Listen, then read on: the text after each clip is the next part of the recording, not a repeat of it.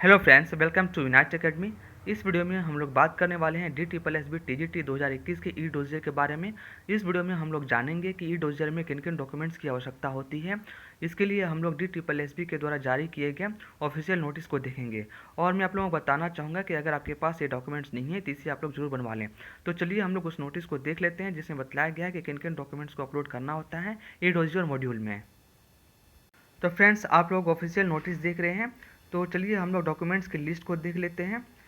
यहाँ पे मैं आप लोगों को दिखा देता हूँ। तो यहाँ पे आप लोग देख सकते हैं कि list of documents to be uploaded on e dossier module. Point first में कहा गया है कि caste certificate for candidates who have applied under SC और ST और OBC कैटेगरी। तो यहाँ पे मैं आप लोगों को बताना चाहूँगा कि जो कैंडिडेट्स SC ST या OBC के अंतर्गत जिन्होंने फॉर्म अप्लाई किया है तो उन्हें कास्ट सर्टिफिकेट बनाना आवश्यक है। नेक्स्ट पॉइंट 2 में आप लोगों को दिखा देता हूँ कि non creamy layer certificate for OBC Delhi candidates. तो OBC जो कैंडिडेट्स हैं उनके लिए नॉन क्रीमी लेयर सर्टिफिकेट बनवाना पड़ेगा। साथ में यहाँ ये भी बताना चाहूँगा कि वे कैंडिडेट्स जिन्होंने EWS कैटेगरी के अंतर्गत फॉर्म अप्लाई किया है तो उन्हें EWS सर्टिफिकेट भी बनवाना पड़ेगा। पॉइंट थर्ड हम देख लेते हैं। तो पॉइंट 3 में कहा गया है कि फादर्स कास्ट सर्टिफिकेट, ये स्पेशल केस है, इसको आप लोग पढ़ लेंगे। मैं एक बार पढ़ के सुना देता हूँ। If applicants caste certificate has been issued other state but the candidates claims OBC Delhi status, उसके लिए कहा गया है पॉइंट 3। पॉइंट 4 को हम लोग देख लेते हैं। इसमें कहा गया है कि physically handicapped certificate showing extent of disability from authorised और कॉम्पिटेंट अथॉरिटी, ये जो हैंडीकैप्ड कैंडिडेट्स हैं उनके बारे में कहा गया है कि उन्हें हैंडीकैप्ड जो सर्टिफिकेट चाहिए। नेक्स्ट पॉइंट 5 है, उसको हम पढ़े सुना देते हैं। इसमें कहा गया है कि फॉर स्पोर्ट्समैन कोटा, इसमें कहा गया कि जो स्पोर्ट्समैन कोटा के तहत जिन्होंने फॉर्म अप्लाई किया है उसके लिए है। तो इसमें बताया गया कि सर्टिफिकेट्स ऑफ पार्टिसिपेशन और मेडल एज रेलिवेंट। पॉइंट 6 हम लोग देख लेते हैं। तो पॉइंट 6 में बताया गया है candidates claiming relaxation as government servant. तो वे कैंडिडेट्स जिन्होंने गवर्नमेंट सर्वेंट्स के तहत जिन्होंने रिलैक्सेशन के लिए क्लेम किया है उसके लिए है। तो इसमें कहा गया है कि certificate from head of office specifying post length of continuous service along with copy of ID of head of office, mobile number और ईमेल देना होगा। पॉइंट 7 में कहा गया है candidates claiming relaxation as ex serviceman, जिन्होंने एक्स सर्विसमैन के रूप में फॉर्म अप्लाई किया उनके लिए है। पॉइंट 7 में बताया गया है। तो इसमें कहा गया है कि copy of discharge certificate showing period of service and reason for discharge. Point 8 में कहा गया है, इसको मैं आप लोगों को दिखा देता हूँ।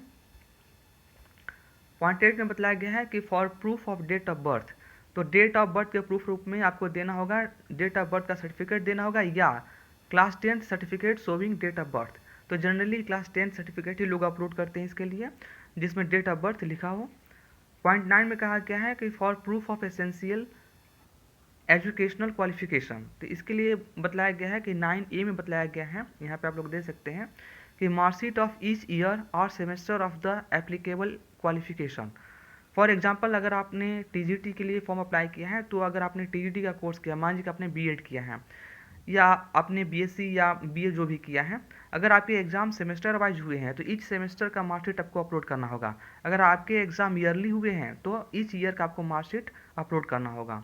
पॉइंट B में कहा गया है कि ओरिजिनल और प्रोविजनल डिग्री, डिप्लोमा और सर्टिफिकेट, अगर आपके पास ओरिजिनल डिग्री है तो ओरिजिनल डिग्री भी अपलोड कर सकते हैं। अगर ओरिजिनल डिग्री नहीं है तो आप उसके जगह पे प्रोविजनल डिग्री भी अपलोड कर सकते हैं। यहाँ पे आप लोग देख सकते हैं लिखा हुआ है।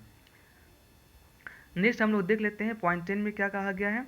तो पॉइंट 10 में आप लोग पढ़ सकते हैं कि for candidates who have acquired essential qualification from private university, अगर आपने एसेंशियल क्वालिफिकेशन प्राइवेट यूनिवर्सिटी या कॉलेज से किया है उसके बारे में कहा गया है।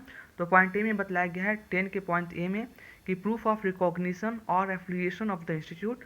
पॉइंट B में कहा गया है proof of recognition of the course by the competent authority.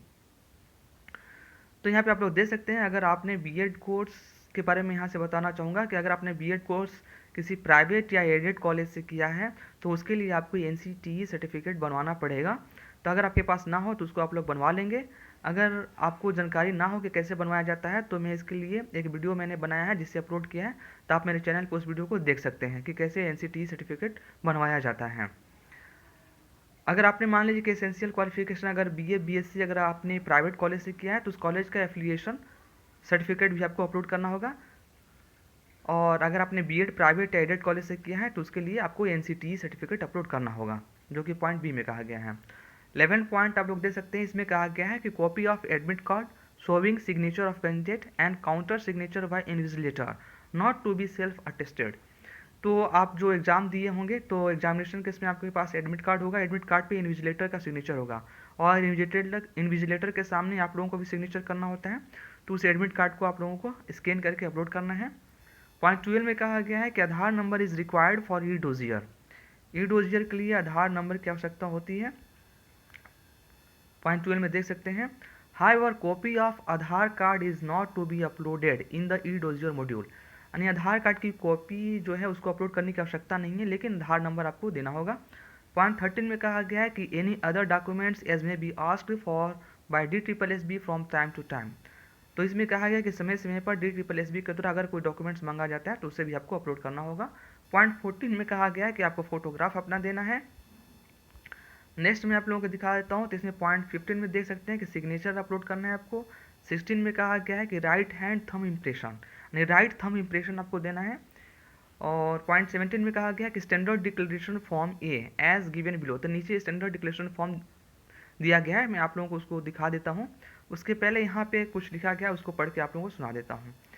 तो यहाँ पे देख सकते हैं कि लिखा है कि no claim of the candidates will be entertained later who fail to upload the above mentioned documents in the e-dossier module, and non-filling of the required documents may result in denial of the claimed benefit for which the candidates themselves will be squarely responsible. Next यहाँ पे कहा गया कि the issue with the approval of consent authority। और next यहाँ पे declaration form दे सकते हैं कि स्टैंडर्ड जो डिक्लेरेशन फॉर्म आप लोगों को अपलोड करना है, ये स्टैंडर्ड डिक्लेरेशन फॉर्म है, यहाँ पे आप लोग दे सकते हैं। ये स्टैंडर्ड डिक्लेरेशन फॉर्म है और जिसमें आप लोग point A B C D पढ़ लेंगे और यहाँ पे आप लोगों को प्लेस लिखना होगा, डेट लिखना होगा और यहाँ पे सिग्नेचर करना होगा। आप या तो इसे टाइप करवा लीजिए, नहीं तो इसे आप प्रिंट करवा के और इस पर अपना प्लेस, डेट और सिग्नेचर करके इसे भी अपलोड कर सकते हैं। तो फ्रेंड्स, इस तरीके से आप लोगों ने जाना कि DSSB TGT 2021 के लिए किन किन डॉक्यूमेंट्स की आवश्यकता होगी। तो आप लोगों ने देख लिया, आप इस वीडियो को पॉज करके भी पढ़ सकते हैं कि किन किन डॉक्यूमेंट्स की आवश्यकता है। और जो EWS कैंडिडेट्स हैं वे अपना EWS सर्टिफिकेट बनवा लेंगे।